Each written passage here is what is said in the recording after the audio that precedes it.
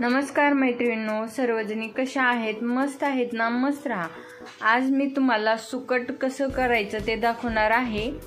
इथे मी एक माणसाला पुरेल एवढी भाजी करून दाखवलेली आहे। चला तर मग आता आपण सुकटची भाजी बनवूया।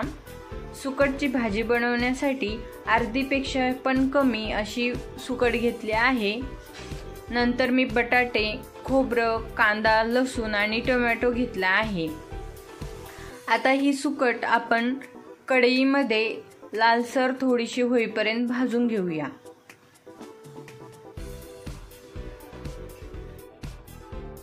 ही सुकट व्यवस्थित भाजून घ्यायची। थोडीशी अशी लालसर झाली की मग काढून घ्यायचे।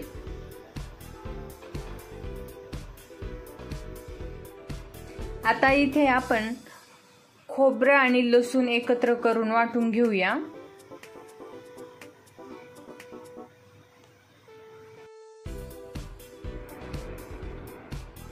खोबरं वाटून घेतलं आहे।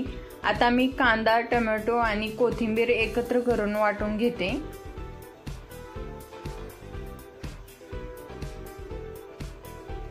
आता इथे कढईमध्ये 1 ग्लास पाणी गरम करून घेते। भाजीला गरम पाणी टाकता येतं आपल्याला, म्हणून कढई गरम आहे तोपर्यंतच पाणी गरम करून घेतले। हे पाणी साईडला काढून आता आपण कढईमध्ये फोडणी देऊया।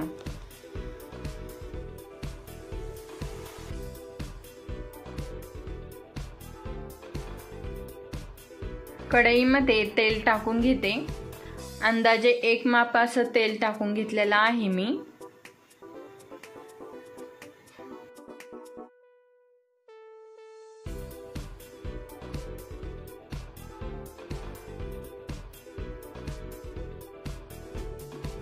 तेल आता गरम झालेले आहे।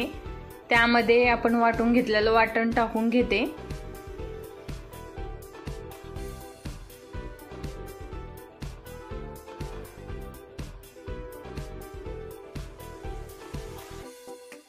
कांदा आणि टोमॅटो व्यवस्थित तेलामध्ये असं शिजू द्या आणि आता त्यामध्ये खोबरं टाकून घ्या। तेलामध्ये मसाल्याला चांगलं परतून घ्या। त्या मसाल्यातून असं थोडं थोडं तेल दिसलं पाहिजे, याप्रमाणे परता। आता आपण त्यामध्ये काळं तिखट 1 चमचा, परत लाल तिखट 1 चमचा, अर्धा चमचा हळद,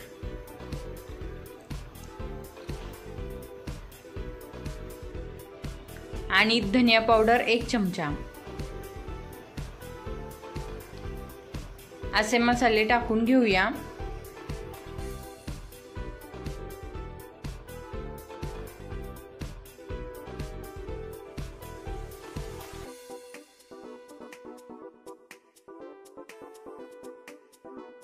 आता यामध्ये 1 चमचा आगरी मसाला पण टाकून घेते।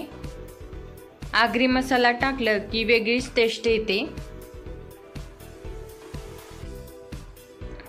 हे सर्व मसाले व्यवस्थित मिक्स करून घेऊया तेलामध्ये।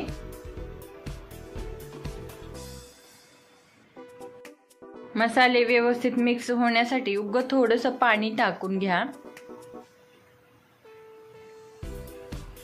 म्हणजे मसाले व्यवस्थित शिजल्या जातात।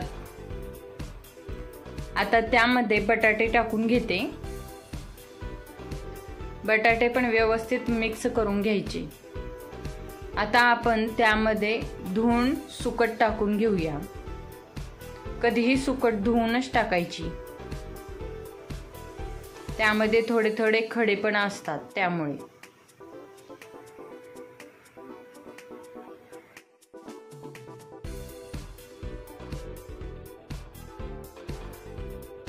बटाटे आणि सुकट एकत्र मिक्स करून घ्यायची मसाल्यामध्ये। थोडा वेळ असं चांगलं फ्राय केल्याच्या नंतर पाणी ओतून घ्यायचं। आता त्यामध्ये चवीनुसार मीठ टाकून घेते।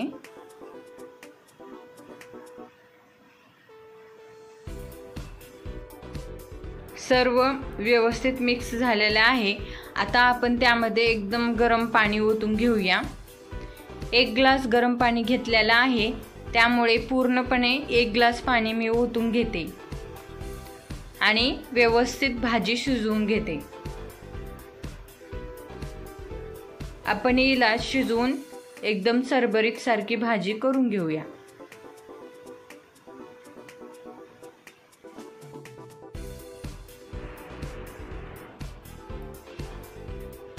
सात ते 8 मिनिटांमध्ये भाजी अशी शिजते। तुम्ही बटाटे शिजलं का ते चेक करा।